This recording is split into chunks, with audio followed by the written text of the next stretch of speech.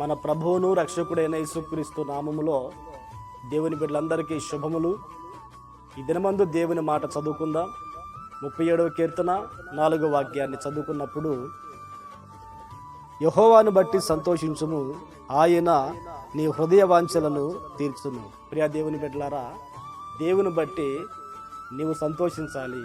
ఎందుకంటే నీ కొరకు ఈ లోకానికి దిగివచ్చి ప్రాణం పెట్టి ఉన్నాడు.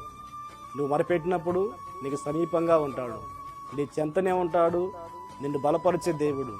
అందుకని ఆ గొప్ప దేవుని బట్టి సంతోషించాలి. అంతేకాదు, నీ హృదయ వాంఛలను తేలుస్తాడు.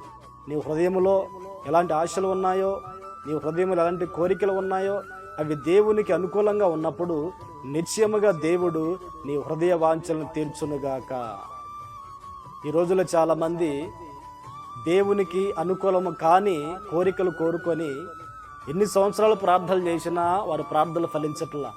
ఈ దినమందు నీవు దేవునికి అనుకూలమైనది ఏదో గ్రహించి గుర్తించి నీ హృదయంలో ఉన్నది దేవునికి చెప్పగలిగితే, నీ హృదయంలో ఉన్న ఆశ కోరిక దేవునికి తెలియపరచగలిగితే, దేవుడు నీ జీవితంలో అద్భుత కార్యములు జరిగించునుగాక. ఆమేన్, ఆమేన్.